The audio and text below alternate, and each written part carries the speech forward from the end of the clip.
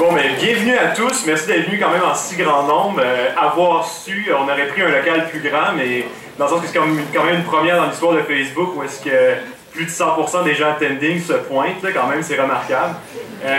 J'aimerais aussi remercier notre conférencier de bien vouloir accepter, même s'il est quand même lui aussi, comme nous autres, en fin de session parlementaire. Alors, merci d'avoir accepté l'invitation.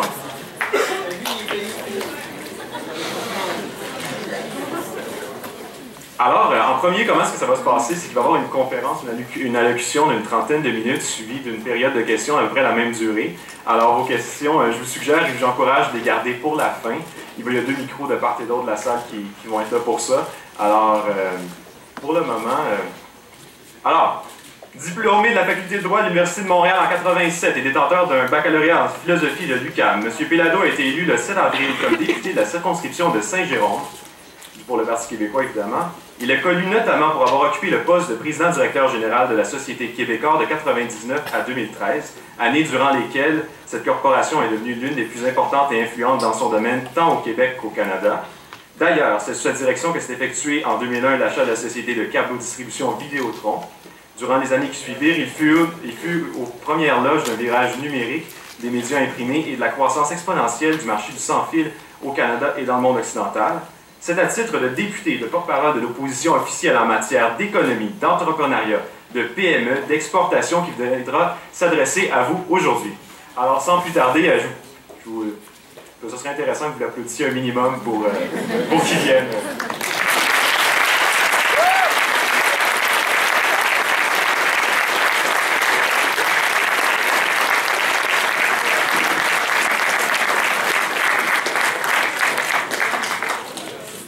Un peu de fil. Ah. Bonjour à tous et à toutes. Merci d'être ici ce midi. J'apprécie énormément. Écoutez, ça me fait énormément plaisir de revenir à l'Université de Montréal. Ça faisait presque 3 décennies que je n'y étais pas revenu. Ici, au pavillon Jean-Briand, j'ai passé plusieurs années à la bibliothèque. J'ai toujours habité dans le coin. Moi, j'habitais sur le boulevard Édouard-Montpetit, à côté de l'Oratoire. Et c'est un endroit que je fréquentais assidûment. Le présentateur a eu la chance de le dire aussi. J'étais diplômé de la faculté de droit, donc à côté. Et ce fut de très belles et grandes années. Alors, ça va me donner l'occasion de vous parler un petit peu de mon parcours académique et par la suite professionnel et politique. Alors, on l'a mentionné, j'ai fait mon premier cours universitaire à l'UQAM en philo. C'était la fin, je dirais, de la comète, une espèce de comète libertaire et gauchisante. À l'époque, à l'UQAM, il y avait donc 2 grandes écoles, une école plus anglo-saxonne, logique, philosophie du langage, et une école qu'on appelait théorie et pratique. Alors ça, c'était toute la gang de gauchistes, là, on envoyait ça là. C'était très agréable quand même, et après avoir terminé mon bac, j'ai eu quand même des bonnes notes, et j'ai décidé d'aller étudier à Paris. Et j'en parle parce que je pense que c'est extrêmement important et le cas échéant, j'aurai l'occasion de répondre à vos questions. Et ça m'a permis personnellement de m'enrichir énormément. Je suis allé étudier à Paris, j'avais décidé de faire ma maîtrise donc en philo. J'ai rencontré, j'habitais à la cité universitaire et j'ai rencontré évidemment des Canadiens, des Québécois en grande majorité qui étaient présents, mais en même temps aussi des Français qui étudiaient dans l'univers qui était le mien, donc la philosophie, les sciences humaines, l'histoire, la politique. Et plusieurs préparaient ce qu'on appelle les écoles préparatoires pour entrer dans les normales supérieures. Et je vous dis ça parce qu'effectivement, j'ai eu comme un moment, je dirais, de brusquerie, un moment, entre guillemets, éventuellement aussi d'une espèce de révélation. Parce que je me suis rendu compte, malgré le fait que mon dossier académique était quand même relativement bon, qu'il y avait un décalage important entre ce que moi j'avais appris à l'université et ce que j'ai compris et saisi de la profondeur de l'enseignement en France, et évidemment aussi celui de mes collègues, mes confrères et mes consoeurs, si bien que j'ai eu un espèce de moment de paranoïa qui a duré quand même de plusieurs mois, et je me suis rendu compte que malgré le fait que j'ai eu un bac en philosophie, je n'avais jamais lu mes classiques. Alors les classiques en philo, bon, ils sont nombreux évidemment, mais il y en a un très important, la critique de la raison pure d'Emmanuel Kant, en deux versions, version allemande et version 1787. N'est-ce pas Mathieu, tu t'en souviens de celle-là? OK. Je vois que Mathieu, votre côté, fait partie de l'auditoire, alors je suis mieux de faire attention. Sinon, je vais avoir une chronique dans le Journal de Montréal demain.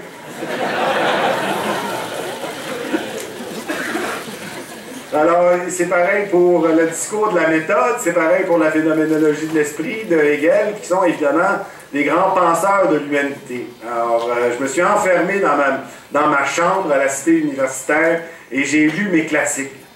Alors, ça a été effectivement une révélation, et là, à ce moment-là, j'ai eu l'occasion d'avoir un niveau de discussion qui était équivalent avec ceux de mes collègues. Il faut dire aussi, quand on fait les classes préparatoires pour les écoles normales, c'est certain qu'on fréquente l'élite des étudiants.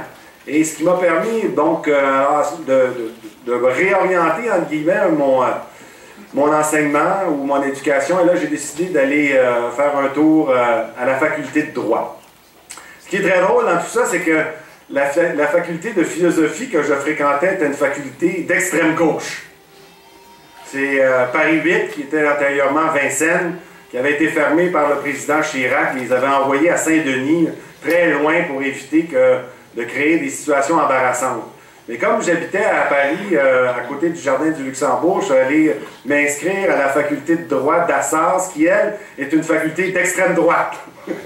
Alors, il y a eu, extrême façon de parler, là, mais qui était généralement plus axé. Il y avait des groupuscules d'extrême droite qui y fréquentaient. Donc, ça m'a permis aussi donc, de saisir tout le panorama politique de la France. Et ce qui m'amène à vous dire que ce second cycle, que, évidemment, je vous suggère de faire, doit aussi être engagé dans la perspective, parce qu'en France, on aura peut-être l'occasion d'en parler, il n'y a pas de droit de scolarité. Alors, bon, ça va bien, mais il y a d'autres considérations qui sont elles aussi importantes, sur lesquelles nous devons réfléchir. Et lorsqu'effectivement j'ai fait ma première année de droit, bien, il y avait des amphithéâtres là, qui étaient 10 fois la grosseur de celui-ci, et le professeur, tu le voyais même pas. Alors, le critère de sélection était le suivant, c'est que vous aviez, après la session, des écrits, 2 écrits.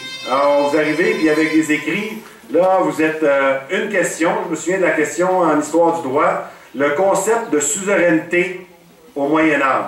Ça, c'est la question. Vous avez 4 heures pour faire en sorte, dans le fond, d'écrire votre examen sans note. Vous avez mangé bien du poisson, mangé bien des pommes pour améliorer votre faculté mémorielle et donc d'avoir tout ce qui est nécessaire pour faire en sorte de répondre adéquatement à cette question. Alors, le critère de sélection, c'est que seulement 20% des étudiants qui vont passer à ce qu'on appelle la séance des oraux. Et que l'année, si vous n'avez pas fait vos écrits, mais vous recommencez l'année suivante. Alors oui, c'est gratuit, mais en même temps, il y a des critères de sélection qui sont extrêmement importants. Il y a eu, et il y aura certainement encore des débats au Québec en ce qui concerne ces questions. Et ce seront, je pense, des considérations aussi sur lesquelles nous devrons réfléchir, parce que l'éducation est indéniablement ce qui nous a favorisés, ce qui a fait que le Québec s'est émancipé. Nous connaissons tous et autant notre condition sociale que notre condition socio-économique. Les francophones, je sais qu'il y en a beaucoup qui n'aiment pas parler d'histoire. Moi, je pense qu'on ne peut faire l'économie de parler d'histoire. L'histoire est au cœur de notre vie. Il faut savoir d'où nous venons pour être en mesure d'apprécier adéquatement ce que nous voulons faire. Oui, il y en a eu une conquête. Je sais que certains commentateurs disent que c'est inutile d'en parler. Au contraire, cette conquête a façonné notre histoire. Cette conquête a fait en sorte que nous nous sommes fait imposer un régime, comme de très nombreuses autres colonies sur la planète, qui n'étaient pas le nôtre. Et évidemment, les intérêts économiques qui les ont accompagnés. Alors, on ne peut pas dire que, outre l'épisode des Patriotes, que le 19e siècle du Québec a été particulièrement glorieux. En 1867, s'est fait imposer une constitution, en guillemets, imposée dans la mesure où le peuple, à l'époque, non plus la nature et puis les modalités d'une consultation populaire n'existaient pas. Mais nous avons déterminé que telle compétence allait être attribuée à tel palier de gouvernement, sans que les citoyens, évidemment, puissent participer à cet exercice démocratique. Alors, c'est ce qui a façonné notre histoire du 19e siècle, et peu à peu, seulement au 20e, on s'est pris en main. On s'est pris en main par des gestes qui ont été extrêmement forts, extrêmement fondateurs. Et c'est cette volonté de sortir et de se libérer à quelque part, quoique en même temps aussi l'enseignement qui était prodigué par les communautés religieuses ont formé une élite francophone, mais cette élite, justement, la définition l'emporte, n'était que singulière, n'était que peu nombreuse. Mais c'est parce qu'il y a eu une réflexion de l'État, parce que les hommes et les femmes, à un certain moment, se sont investis dans l'État et ont pris les moyens et créé les outils pour que nous puissions sortir d'un niveau, je dirais, d'ignorance relativement élevé, mais en même temps synonyme ou équivalent à celui qui existait dans des colonies, et celui qui existe aussi dans certains pays. Je pense à l'Afrique du Sud récemment qui s'est libérée, mais qui n'a pas fait le plein de cette capacité de pouvoir permettre à ses citoyens d'avoir accès à l'éducation. Alors la réforme parents est passée par là, nous nous sommes libérés, comme je le disais tout à l'heure, des communautés religieuses, et aujourd'hui, c'est probablement, sinon, la force la plus importante du Québec. Souvenez-vous, peut-être que vous n'êtes pas au courant de ces chiffres, mais je pense qu'ils parlent par eux-mêmes. À l'époque, dans le premier milieu du 20e siècle, il y avait 3 universités au Québec: McGill, l'Université de Montréal, puis l'Université Laval. Alors, il y avait 6000 finissants. En 1965, il y en avait 9000. Savez-vous combien il y a de finissants à l'Université de Montréal cette année, avec les écoles associées? 66 000. C'est pour vous dire le chemin parcouru. Et c'est pour vous dire que l'État dans lequel nous vivons, l'État avec un petit E accent aigu, ben, nous a permis justement de nous affirmer. Ça a été le premier grand geste d'affirmation. Cette capacité d'avoir accès à l'éducation, à des études postsecondaires, à des études universitaires. Il y a eu un débat société ces dernières années. Je vais vous le dire tout de suite et éventuellement vous donner des détails si vous le souhaitez lors de la période des questions. La seule et unique politique que nous devons suivre au Québec, c'est la politique qui nous a amenés là où nous sommes aujourd'hui. C'est une politique d'accessibilité. Et c'est clair que pour promouvoir cette accessibilité, ben, ça va nous prendre des frais de scolarité qui sont à la mesure de la volonté de poursuivre cet effort qui nous a amenés là où nous sommes. Autant aujourd'hui, nous devons reconnaître les efforts qui ont été faits dans le passé, la création du ministère de l'Éducation avec Paul Gérin-Lajoie, autant aujourd'hui, nous devons constater que le plus bel et le plus important des investissements qu'une collectivité peut faire, c'est d'investir dans sa jeunesse, c'est d'investir dans son éducation. C'est d'autant plus vrai que la concurrence, quelle qu'elle soit, que ce soit une concurrence en matière de génie, que ce soit une concurrence en matière économique, que ce soit une concurrence, entre guillemets, en matière culturelle, cette concurrence est devenue planétaire. À l'époque, bon, on faisait le nécessaire pour passer à TVA ou au Canal 10 pour avoir un show de TV. Mais maintenant, nos artistes, nos peintres, nos poètes, toute cette gamme de talents et de créativité qui, effectivement, est issue là aussi du milieu de l'éducation, nous permet de rayonner sur la planète et de considérer la planète comme étant une opportunité et certainement pas une menace. Alors, c'est comme ça que je me suis retrouvé à l'Université de Montréal en finissant mon cours parce que, bon, la première année là-bas ne m'aurait pas permis de faire mon barreau. Il y a quand même une certaine protection, en tout cas à l'époque, peut-être encore aujourd'hui d'ailleurs, une protection corporatiste sur les professions. Donc, il faut que tu sois diplômé d'une université québécoise pour être admis au barreau. Alors, c'est ce que j'ai fait. Je suis arrivé ici, j'ai eu beaucoup de plaisir. En même temps, c'est à ce moment-là, en 1985, que j'ai commencé à travailler chez Québécois. Alors, j'aimerais vous raconter une anecdote parce que je pense qu'elle est pas mal bonne, celle-là. Bon, moi je travaillais, donc je venais à l'école en costard avec la cravate, et puis dès que mon cours était terminé, puis il faut dire que je n'allais pas à tous mes cours, mais les fins de semaine, je me retrouvais toujours à la bibliothèque par contre. Je retournais au bureau. Et un jour, mon père arrive à mon bureau, puis il me dompe. Ça fait pas déjà 25 minutes, non. Ça fait combien de temps que je parle? Hein? J'ai même pas commencé. Je voulais vous parler de la souveraineté. Je vais laisser faire mon anecdote d'abord. Ah oui? OK. Mais là, parce que sinon, je vais prendre du temps sur la période des questions. C'est comme vous voulez, hein? On passe au vote?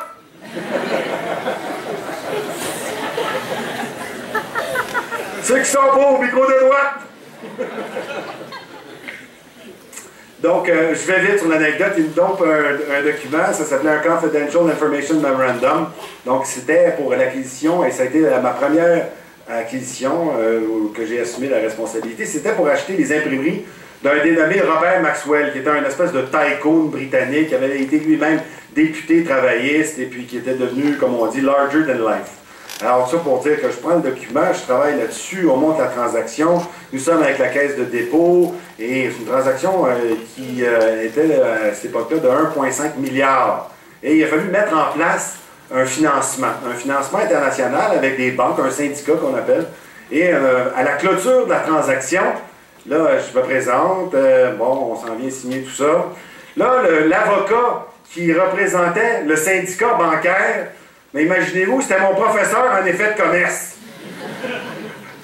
Monsieur Deschamps, Michel Deschamps, qui est une autorité en cette matière pour ceux qui sont dans la faculté de droit et dont toute la famille, d'ailleurs, a permis l'adoption ou la naissance de grands juristes.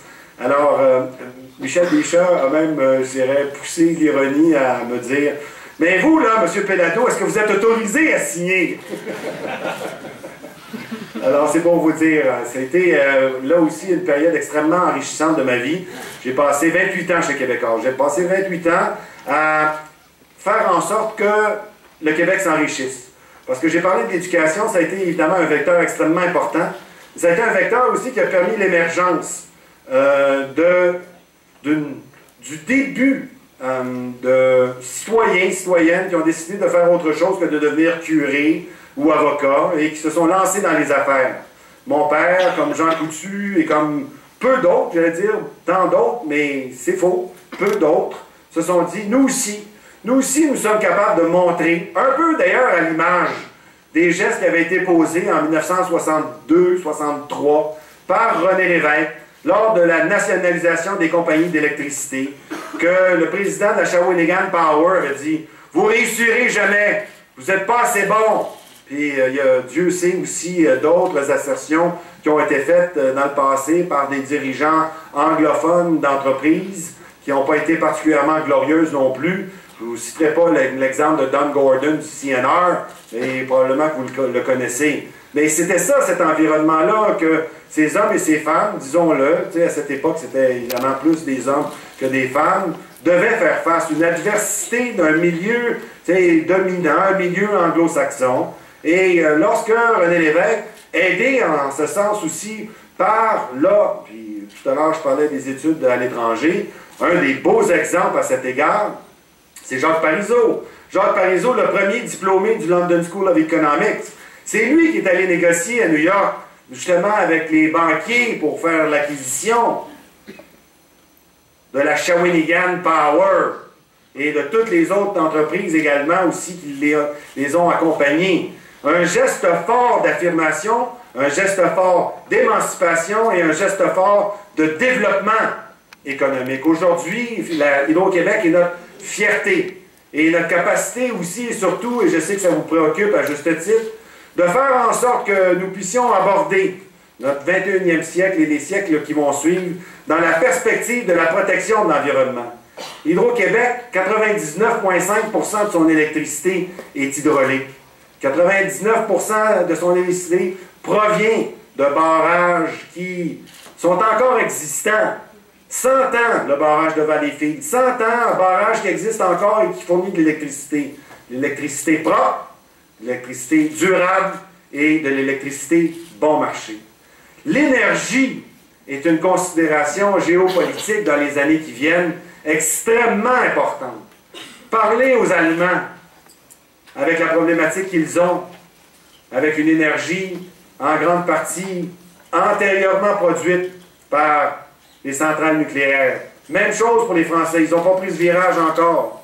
Parlez-en aux Chinois qui produisent la grande majorité de leur électricité avec des centrales au charbon. Et Dieu sait si effectivement on sait que les Chinois ont un problème de pollution majeur.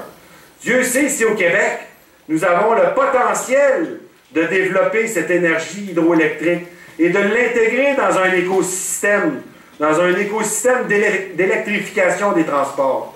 C'était le programme que nous avions mis en branle. J'avoue que c'est resté peut-être probablement un peu trop conceptuel.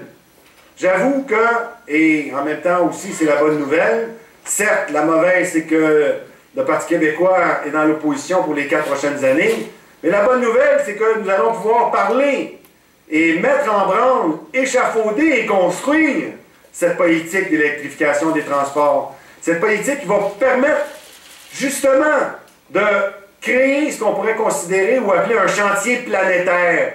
Un chantier planétaire parce que nous savons que la problématique chinoise est une problématique partagée par tous les grands centres urbains.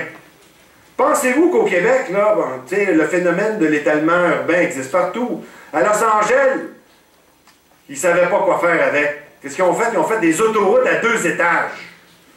Souhaitons-nous faire des autoroutes à 2 étages, investir dans le béton et dans l'asphalte, ou plutôt s'engager dans une politique volontariste d'électrification des transports. Que cette politique-là touche les transports en commun ou que cette politique-là touche les transports individuels. Moi, mon pari, c'en est même pas un, je dirais même au contraire, c'est un projet, c'est un objectif sur lequel toute la collectivité doit s'engager pour faire en sorte justement que nous puissions exploiter l'une de nos plus belles ressources. Et cet écosystème va s'accompagner de l'exploitation minière au niveau du lithium, de la fabrication des batteries, de l'intégration à l'intérieur de notre réflexion, de toutes les composantes concernant l'industrie de l'aluminium. Aujourd'hui, les F-150 construits à Wisconsin, dans le Wisconsin par Ford, vont l'être en aluminium. Mais pourquoi exporter purement et simplement de l'aluminium alors que nous avons le potentiel ici même? Parce que dans le fond, lorsqu'on exporte des lingots d'aluminium, nous exportons notre énergie, nous exportons notre richesse naturelle. Alors, pensons véritablement à avoir une politique d'intégration. Pensons à avoir une politique de convergence. Ça m'est arrivé dans le passé d'en mettre en valeur. Et il s'avère être que j'avais plutôt raison. Parce que tous les autres groupes dans le domaine des médias, j'ai eu cette chance évidemment de gérer ça à échelle humaine, avec pas trop d'ego. Mais aujourd'hui, que ce soit les Bertelsmann, ce géant britannique, que ce soit Rupert Murdoch, qui lui-même l'avait intégré depuis un certain nombre d'années, que ce soit Comcast avec NBC Universal, donc des géants américains, que ce soit Disney, qui lui aussi, ce groupe l'avait engagé, cette politique, permet de faire en sorte de continuer à développer nos industries. Si Vidéotron avait été acheté par Rogers, comme l'avait souhaité la famille Chagnon, ben, il n'y aurait pas de siège social de Vidéotron au Québec. Et il n'y aurait pas eu ces 5000 emplois que nous avons créés. Et il n'y aurait pas eu ce nouvel opérateur de sans fil que nous avons également créé. Je dis nous parce que des fois j'ai toujours un petit peu de difficulté. Mais je dis nous quand j'étais là. Aujourd'hui, je suis député de Saint-Jérôme, mais il en demeure pas moins que ces réalisations m'amènent à penser que ce genre de politique, ce genre d'intégration, ce genre de stratégie de développement économique est solide et bénéfique. Ils permettent de créer des emplois qui, justement, sont bien rémunérés et qui font en sorte que cette solidarité québécoise là, qui nous définit dans l'histoire, qui a migré, qui s'est, entre guillemets, sublimé, pour employer un terme psychanalytique, dans le filet social, mais c'est une caractéristique et c'est un attribut spécifique et singulier du Québec. C'est ce qui fait aussi de nous une société distincte. Je sais que certaines personnes ont dit que oui, vous êtes une société distincte, mais il n'y a aucun pouvoir qui l'a accompagné. Donc c'est comme du jello, ça. Ça ne donne absolument rien. Alors, la campagne à la chefferie pour la direction du Parti québécois a démarré. La campagne électorale s'est terminée. J'avoue que ce n'était pas le scénario que j'avais envisagé. Le scénario, c'était que nous formerions un gouvernement et que je participerais avec Mme Marois si elle en avait trouvé légitime et une bonne idée. Donc, sur l'édification des politiques, notamment particulièrement sur l'électrification des transports. J'avais déjà eu le bénéfice de participer à un comité interministériel des transports à titre de président du conseil d'administration d'Hydro-Québec et je me suis investi personnellement de façon significative pour une raison simple, c'est parce que c'est le Québec et le Québec me tient à cœur. Me tient à cœur pour le respect et l'estime de ceux et celles qui nous ont précédés, ces hommes et ces femmes, les René Lévesque, les Camille Lorrain, les Jacques-Yvan Morin, qui a été longtemps également professeur ici à l'Université de Montréal, les Lise Payette, qui ont été des pionnières, justement, en politique au Québec. Donc, je crois profondément au Québec et je crois profondément que le Québec doit devenir souverain. Pourquoi doit-il devenir souverain? Et, encore une fois, pour utiliser l'allégorie que je disais, la bonne et la mauvaise nouvelle, la mauvaise nouvelle, c'est que nous sommes dans l'opposition. La bonne nouvelle, c'est que nous sommes dans l'opposition. Nous avons 4 ans. 4 ans au Parti québécois pour parler de souveraineté. Les exemples sont récents et fréquents. Certains ont dit que la souveraineté était un concept désuet. Bien, parlez-en aux Catalans. Parlez aux Catalans s'ils considèrent que la souveraineté est un concept désuet. Parlez aux Écossais. Ce qu'on doit retenir de ces exercices démocratiques, évidemment, chaque pays, chaque nation, chaque peuple a son régime politique, son histoire. Mais il y a une communauté. Il y a une communauté d'intérêts et de sentiments, et je dirais de sensibilité. C'est de vouloir faire de son peuple et de sa nation un pays. Alors, tout dépendant si vous êtes dans un régime parlementaire britannique, si vous êtes dans un régime unitaire comme en Espagne, ici nous vivons dans un régime fédéral, où en 1867, avec les 91, 92, 93, nous avons séparé les compétences. Le Québec a toujours été à l'avant-garde ces dernières années de la démocratie. Il a toujours été à l'avant-garde de l'ouverture d'esprit. Et vous êtes ici pour en témoigner. La grande majorité de mes collègues qui sont candidats aujourd'hui, et bien davantage, nous disent, et je partage leur opinion, que nous vivons dans un déficit de démocratie. Est-il encore normal, en 2014, que les seuls rendez-vous que nous proposons aux citoyens soient les rendez-vous électoraux, à tous les 4 ans, d'avoir des élections fédérales, des élections municipales, des élections, j'aime pas utiliser le terme, mais malheureusement c'est celui-là, une élection provinciale. Ce déficit de démocratie, je pense que les jeunes et les citoyens veulent être davantage engagés. Qu'est-ce que ça veut dire? Ça veut dire la mise en place de processus de consultation. Mais je vais vous en proposer un processus de consultation. Ça ne veut pas dire qu'il va arriver systématiquement durant les élections. À cet égard, les Suisses, les Californiens sont là pour en témoigner. Ils vont demander aux citoyens, lors de consultations régulières, leur opinion sur un certain nombre de projets. Mais aujourd'hui, si les parlementaires québécois, si la législature québécoise souhaitait savoir si oui ou non les Québécois veulent un oléoduc qui va traverser le pays, ils ne pourront pas le tenir. Est-ce qu'ils vont faire comme les Madrilènes, c'est-à-dire interdire la tenue d'une consultation populaire, ou éventuellement, si les Québécois se prononçaient contre la venue d'un oléoduc? On verra, c'est négociable, mais ils se frotteraient à la compétence exclusive fédérale qui veut que les usages et les ouvrages interprovinciaux sont de nature exclusivement fédérale. Une compétence qui ne se questionne pas.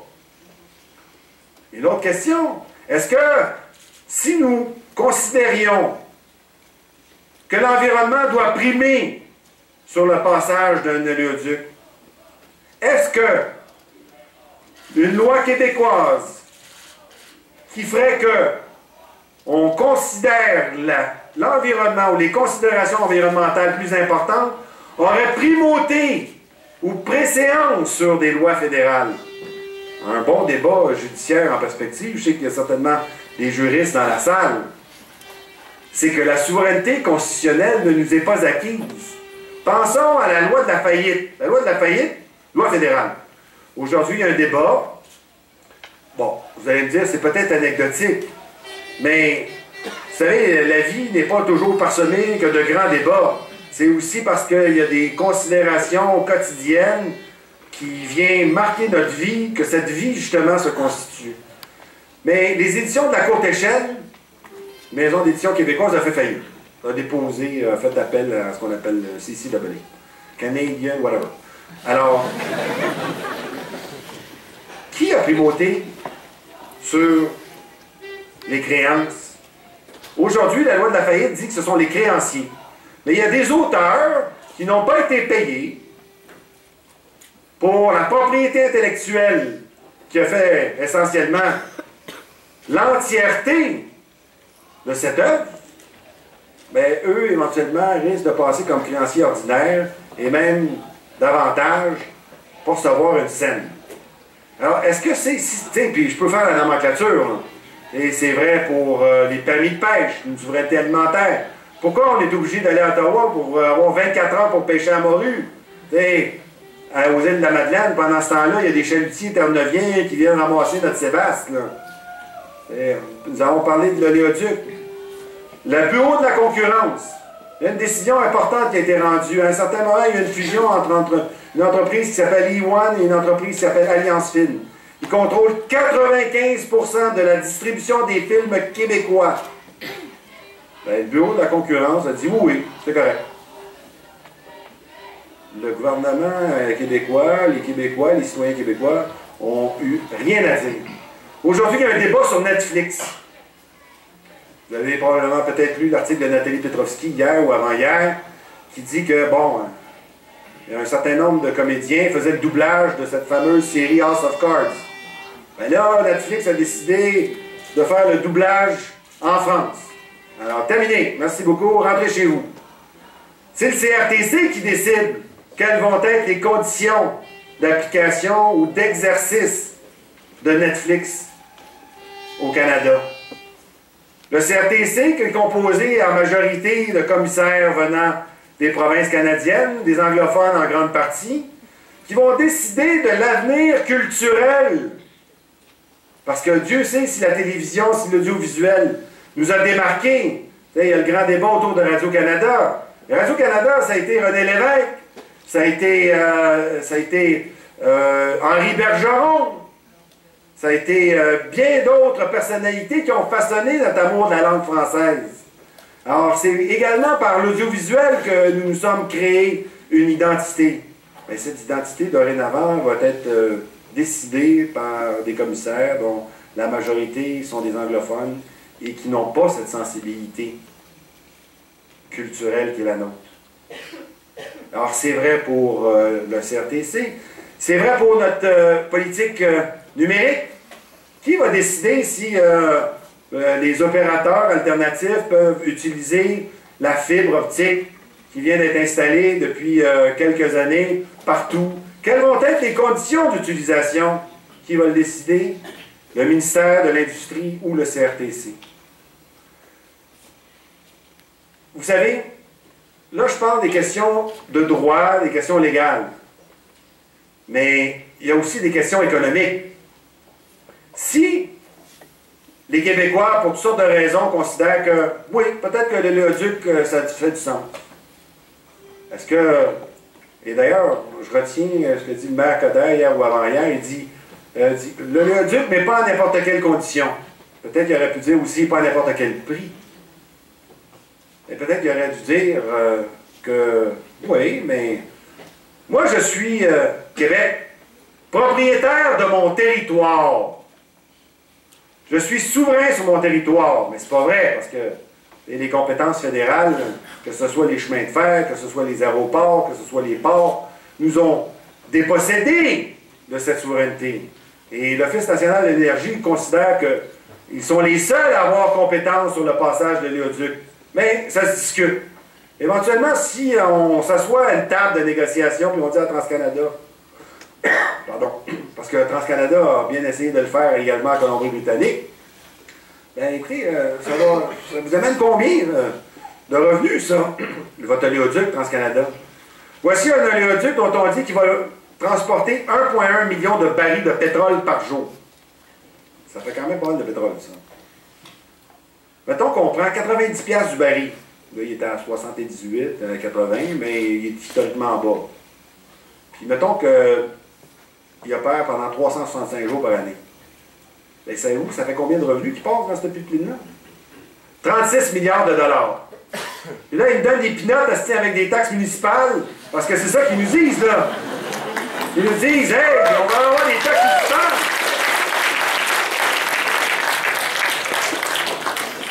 Ben, moi, je pense que nous devrions sérieusement considérer, à s'asseoir avec eux, dire, ben, combien vous êtes prêts à donner, là?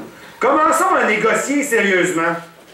Et ce qui serait éventuellement aussi intéressant de considérer, c'est que si nous avions une part équitable des redevances, des revenus générés par cet oléoduc, disons 3 milliards de dollars, ça représentera juste 10% des revenus que l'oléoduc va transporter.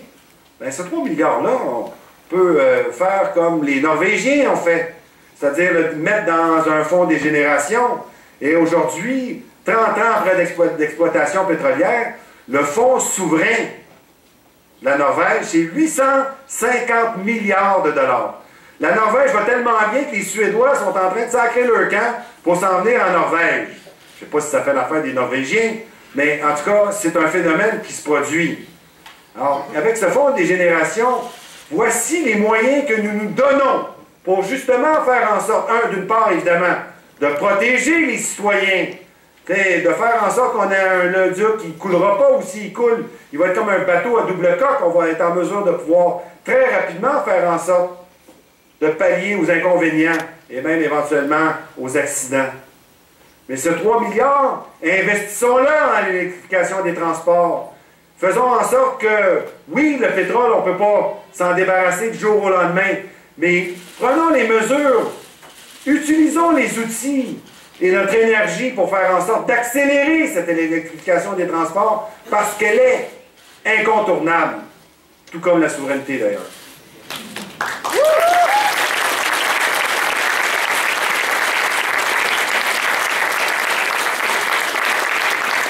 Je termine là, parce qu'on fait des signes et puis mais encore, parce que, tu sais, on nous baratine, là, depuis tant d'années, tu sais, c'est le bonhomme 7 heures, on a vu que les Écossais, ils se sont fait faire jouer le même tour, nous autres, la Sun Life, la Brinks, les Écossais, c'était RBS, le Royal Bank of Scotland, 48 heures avant le référendum, on dit qu'il allait déménager le siège social d'Édimbourg à Westminster, Westminster à Londres, ben Westminster étant à Londres, mais les banques sont plus dans le city, là, dans la city.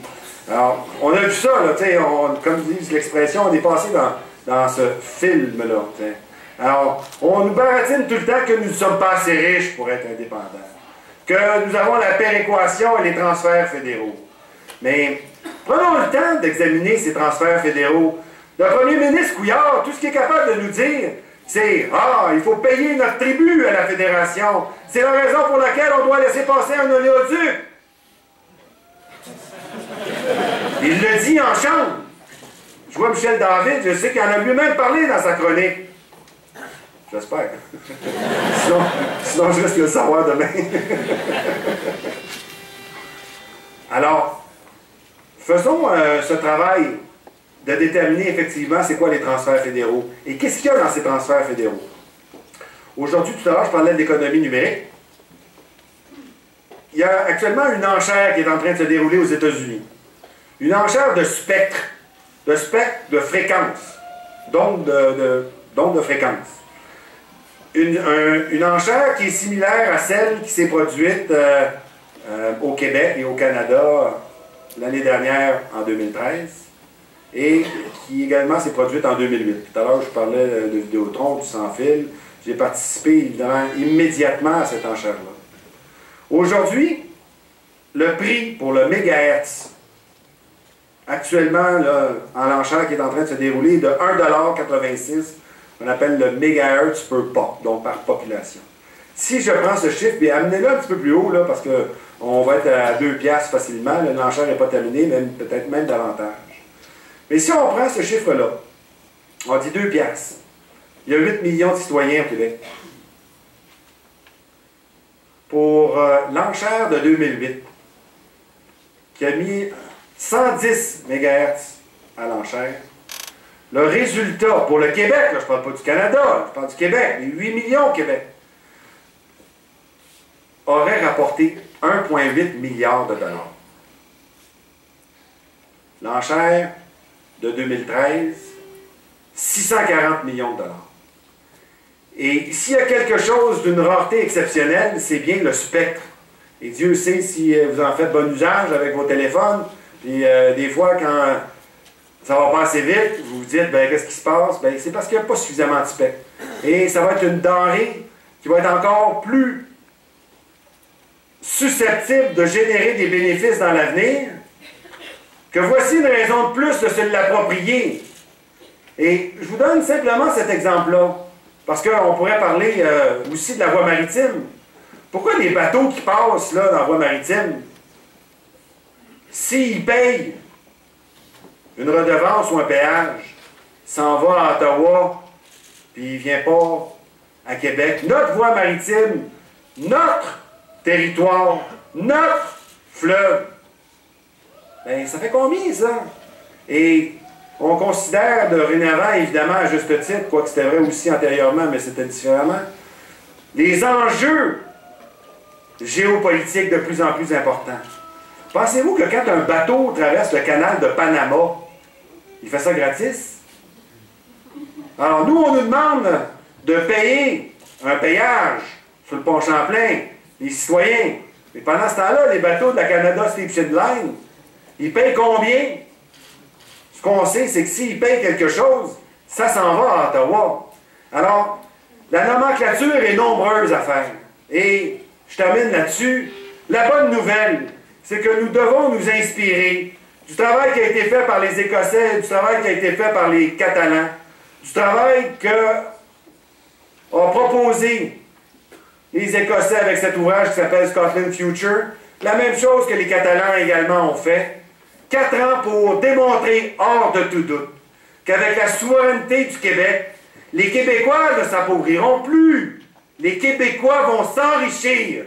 Et le plus bel des enrichissements, ou le plus beau des enrichissements, aura été justement Et nous devons poursuivre dans cette perspective celui que la collectivité s'est donné en investissant de façon significative en éducation ces dernières décennies.